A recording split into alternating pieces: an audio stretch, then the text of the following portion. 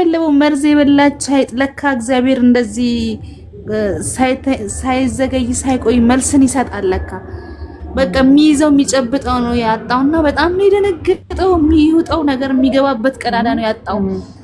ምን እንደሚፈልግ ራሱ እኮ አይታወቅም ልጁ። አሁን ምን እንደሚፈልግ ራሱ አላማው እቅዱ ወዴት እየሄደ ነው? ዛሬም እንደ ጋና ምንድነው እንደ ዛንዚባር ጠንቋይ ጸጉሩን ተጠቅልሎ መጣ። እውነቴን እኮ ነው። ምን የሚመስል ጥርጌጡ ነው መጣ። አረ በጣም በቃ ለዛው ተፈበሻለሁ። በጣም በቃ የሚያሳፍር ሆኖ በጣም የሚያስጠላ። ነገ ደግሞ ተመልሶ ሄዶ እዛ ይቅርታ ይላል። የዛችንን ምስኪን ህይወት ይጫወትበታል። እውነቴን ነው። ልጅቷ አሁንም ተዘጋጅታ ነው የምትጠብቀው። አኪድ የዛሬን ቪዲዮ ስታይ ለነገ እኔ ጋ ይመጣል ብላ ተዘጋጅታ ነው የምትጠብቀው። እንደዛ ውሻ አድርጓት እንደዛ ከስር እስከ ላይ ያ ሁሉ ነገር ተናግሯት እንደገና ነገ ዘርግታ ተቀበለዋለች። ምንም እንዳልተፈጠረ ነገር ማለት ነው።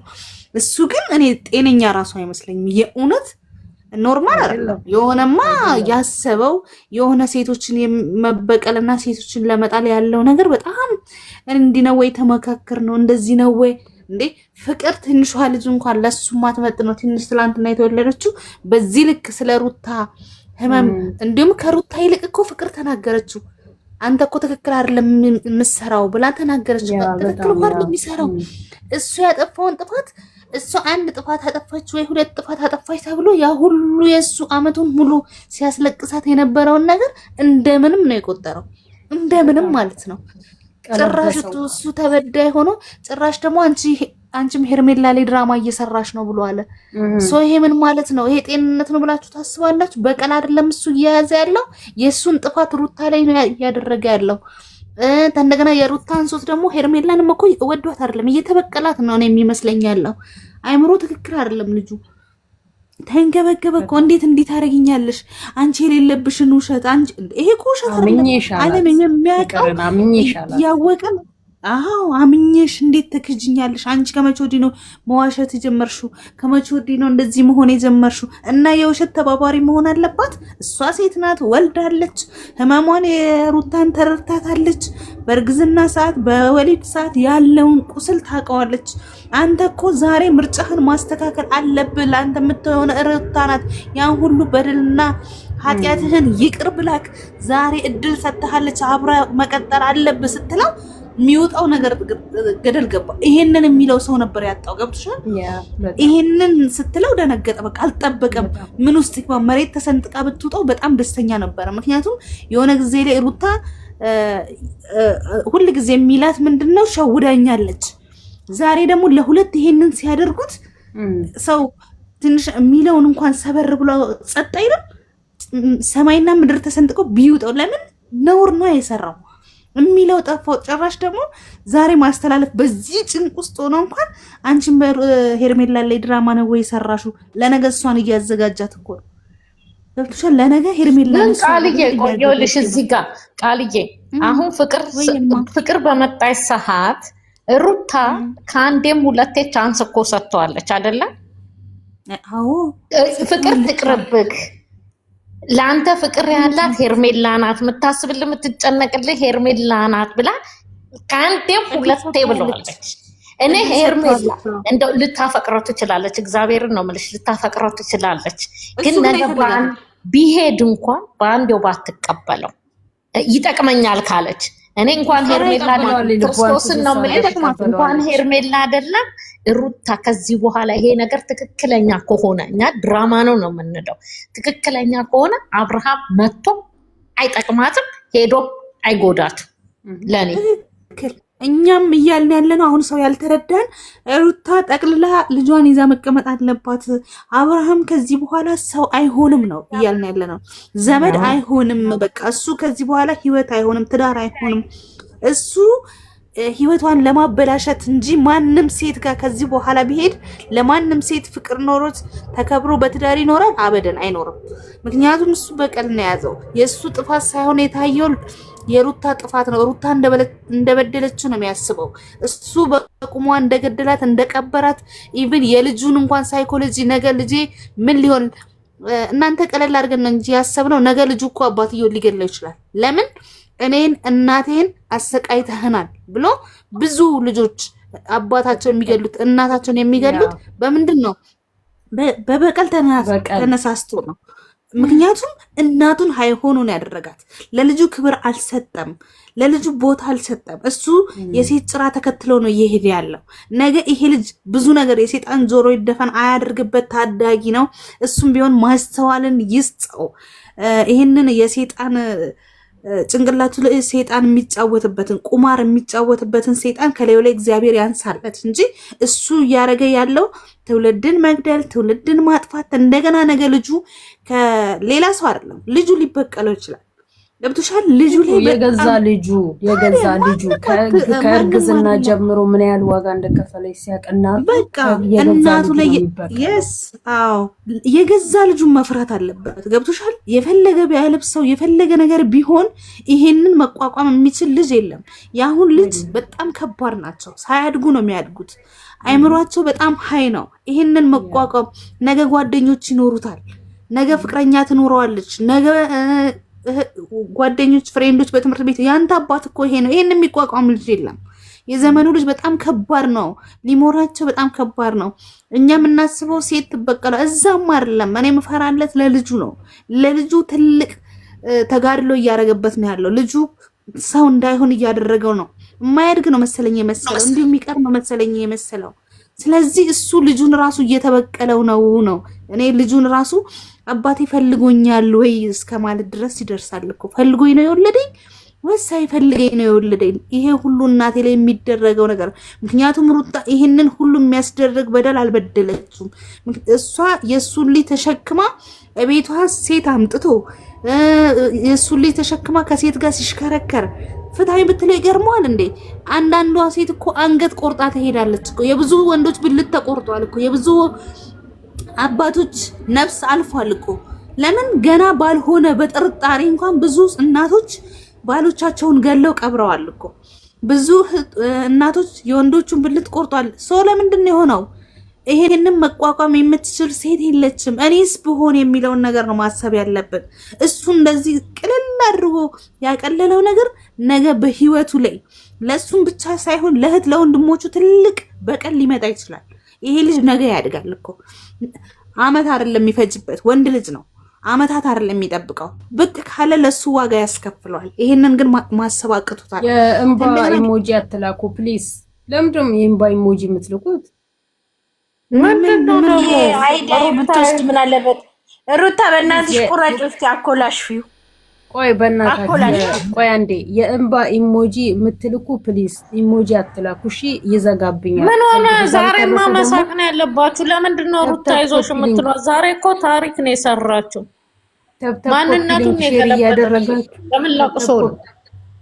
ተብተብ ኮፒ ሊንክ ሼር እያደረጋችሁ ተያያዙ። እርስ በርስ ቤቱን እየያዛችሁ እንደማመጥ፣ ሀሳብ እንሰጣጥ። የዛሬውን በየቀኑ መቼም እነሱ በሚያቀበሉን ርዕስ ነው እኛ እየተያያዝን የምናወራው። ከኛ ደግሞ እየለቀሙ ሌላ ቤት እየከፈቱ እንዲያሉ እኮ የሩታ ወዳጆች እንዲያሉ እኮ እያሉ እየሰደቡን ይሰሩብናል። እኛ ግን በጨዋ ደንብ ነው የምንወያየው። ቀጥ ቃል እየጨረሽ እና ይሄ ነገር እንደዚህ እንደቀላል የሚያየው ነገር እሱ ነገር እሱንም እህቱንም ቤተሰቡንም ዋጋ ያስከፍላል። ነገ በልጁ ላይ ሊፈረድበት ነው። ፍርድ ቤት ሊቆም ነው አይደለም። ለምን እሱ በደንብ አድርጎ ያዘጋጀውን ነገር ነው ልጁ ነገ የሚመልስለት። በዚህ ሊያዝን ነው እንዴ? አያሳዝንም እኮ ይሄ። ምክንያቱም እሱ ያጠፋውን ጥፋት ነው ልጁ ሊበቀለው የሚችለው። ይሄ ደግሞ ምንም ጥርጥር የለም። ይሄንን የሚቋቋም ማንም ልጅ የለም። ይሄንን የምትቋቋም ማንም ሴት የለችም። እውነት እንደተባለው ድራማ ከሆነ አላውቅም። እንደገና ደግሞ ይሄ እውነተኛ ታሪክ ሆኖ ሲገኝ ማለት በጣም ከባድ። እንዴት ራሱን በምን ሂሳብ እንደሚያስበው ራሱን በምን እንትን እንደሚያየው አለማፈሩ። እውነቴን ነው። ማነው ፍሬ መጥቶ ተመለሰ መሰለኝ። እና በጣም ከባድ ዘግናኝ የሆነ ነገር የሚያደርገው ሼም የሆነ ቢግ ሼም የሆነ ነገር ማለት ነው። ነገ ደግሞ እዛች ጋር ይሄዳል። ነገ ደግሞ ይለፋደዳል እንደ አዲስ። እሱ የወንድ ሸክል ራሱ የለውም፣ የወንድ አቋም የለውም እኮ። ምን እንደምንለው ራሱ እኛ ግራ ገባን። የእውነት የነውር ምን አይነት አስተዳደግ እንዳደገ ማነው አዲስ አበባ ላይ እንደዚህ አይነት ስራ የሚሰራው? የትኛው ወጣት የትኛው ወንድ ነው እንደዚህ አይነት? ቢሰራም እኮ በድብቅ ነው። እንደሱ ግን እንደዚህ ሐላል ጋጦት የወጣ እኔ ወንድ በዘመኔ አይቼ አላውቅም። አላው በየቤቱ የተለያየ ነገር ሊኖር ይችላል። እንደሱ ግን አይኑን በጨው አጥቦ ነውሩን የሚገስጸው ሰው የሌለው ሃይ የሚለው ሰው የሌለው እሱ ከዛሬ ነገ የማይሻል እኔ ምን እንደምል ራሱ እግዚአብሔር ማስተዋልና ልቦናን ይስጠው። ይሄ የራሱ ህይወት መበላሸት የራሱ ጉዳይ። አንድ ልጁ ያሳዝናል። ሁለተኛ ነገር ደግሞ ትውልድ እየበላብን ነው፣ ትውልድ እየገደለብን ነው። እሱን እኔ ሰው ይቀጣዋል ብዬ ራሱ አላስብም። ሊቀጣው የሚገባው ፈጣሪ ነው። የእውነት ነው። መፍራት ያለበት እኮ እግዚአብሔር ነው። ህሊና አለን፣ ፈጣሪ አለ። ትውልድን እየገደለ ነው። እሱ ጀግና ሊባል የሚችል ወንድ አይደለም። ወይ ደግሞ የትኛው መልኩን ነው ተማምነው ሴቶች በዚህ ደረጃ ላይ በእንደዚህ አይነት ሂሳብ እኔ ነገ አንዷ ብትሄድ አንዷን አመጣለሁ የሚልበት ምንድን ነው? እንደዚህ አይነት አለ ወይ? እኔ አለ የሚለኝ ሰው ካለ ይሄ ምናልባት አይምሮ የማይሰራ ወይንም ደግሞ ሌላ እኔ አላምንበትም ሌላ ችግር ያለበት ሰው ነው እሱ ነው ብዬ ነው የምለው። የእውነት ነው የምልሽ። ዝም ብሎ እንደዚህ እንዴ ሩታ ከዚህ በኋላ ጭራሽ ይሄ ሰው ዘመድ አይሆናትም። እኔ ስሙን አይደለም እሱ የረገጠበትን ባትረግ ሁላችንም እንደ ሴት ስሜታችን ነው የሚቀጣው። በዚህ ሁኔታ ነው ልጅቷ ወለደች እንጂ እጇ አልተቆረጠ እግሯ አልተቆረጠ ምንም የሆነችው ነገር የለም። በቃት ይበቃታል። በዚህ ደረጃ ይህንን ውሻ እየተከተለች መሄድ አይገባት። ማን ስለሆነ ሩታ እኮ ለሱ ዳይመንድ እንጂ ሴት ብቻ አይደለችም። እሷ ለሱ ትበዛበታለች እንጂ አታንስበትም። የፈለገች ሴት ጋር ይሂድ ነገም እሱን ቀምሷ ይመጣል። በጣም ሞታ ተበልጠዋለች። ትናንትና እሱ ማን ነው? እኛ እናውቀዋለን እኮ ምንድነው? እኛ እናውቀዋለን እኮ እኛ ለንግግራችንን እዚህ ጋር የምንናገረው ባለጌ መሆን ፈልገን ወይ ባለጌ ሆነን አይደለም። ባለጌ እንድንሆን ስለሚገፋን ነው። እሱ ሰይጣንን ራሱ ያስቀናል። አጀንዳ ይዞ ሰይጣን ከሱ ነው የሚወስደው። እያንዳንዱን ኮፒ የሚያደርገው ከሱ ነው። አጀንዳ የሚወስደው ሰይጣን ከሱ ነው እንጂ እንደዚህ አይነት ወጣት የለም። የአዲስ አበባ ተወላጅ እንደሆነ በጣም ሼማም ለራሱ መኖር እንኳን የሚያቅተው እንኳን እንደዚህ አይነት ነውር ሊሰራ የአዲስ አበባ ልጅ በጣም ነውር የሚፈሩ ለራሳቸው ህይወት እንኳን ለማደግ ሼም የሚይዛቸው ናቸው። በዚህ ደረጃ አይን አውጣ አይደሉ። እንግዲህ ዱርዬ የሚባለው የአዲስ አበባ ልጅ ነው አይደለ? በጣም ስርዓት የሚያውቁ በጣም ስለ ሰው ህይወት የሚጨነቁ ለሴት ልጅ ክብር ያላቸው ጉዳት ቢመጣ ራሳቸው መስዋዕትነት የሚያደርጉ እንጂ ሴት ልጅ በዚህ ልክ ለእናታቸው ለእህታቸው የሚሞቱ እንጂ ሴት ልጅ እንደዚህ እንደበጋጋር የሚያርዱ አይደሉም። እሱ ግን ከየት ራሱ እንደወጣ ምን አይነት አስተዳደግ ምን አይነት ነውረኛ እንደሆነ እንደገና እህቱ ራሱ የምትናገረው ፊቷን ኮስ አድርጋ እሷ ሴት አይደለች እንደ የወለደችው ሴት አይደለች? እናታቸው ሴት አይደለች? የእሷ ትዳር ከፈረሰ የእሷ ቤት ከፈረሰ የወንድሟን ቤት መፍረስ አለበት? የወንድሟ ህይወት የወንድሟ ልጅ አላባት ማደግ አለበት? የለበትም። እግዚአብሔር ስለዚህ ትዳር ይጠይቃታል። ይህንን ፊቷን ጨለማ አድርጋ የነጭ ጥቁር አለበት? የወንድሟ ልጅ አላባት ማደግ አለበት? የለበትም። እግዚአብሔር ስለዚህ ትዳር ይጠይቃታል። ይህንን ፊቷን እያስተላለፈ ነው ትዝዬ። ኧረ ማን ነው ሚውት አድርጎ? እስቲ አንዳችሁ አንሱ ሚውት። ኦኬ። ስለዚህ ልጅ ስለዚህ ብላቴና ፈጣሪ ይጠይቃታል። እነሱ ቤቶች እንደሆነ አይናቸውንም ጆሮአቸውን ሸፍነዋል። የተመቻቸው ነገር ይሄ ዝሙት ማስተላለፉ ወንድማቸው የዛንዚባር ጠንቋይ መስሎ መጣለን እኮ በቀደም ስንል ዛሬ ተሻሽሎ መጣ እና ወይስ እሱ የሚሰራው ሌላ ስታይል? እውነቴን እኮ ነው። ወይ አያምር ወይ አያፍር ወይ ተናግሮ ሰው ማሳመን አይችል። እውነቴን እኮ ነው። ሰው ምኑን ነው የወደደው? ይሄማ ጤነኛ አይደለም። ይሄ ጤነኛ አይደለም እንዴ!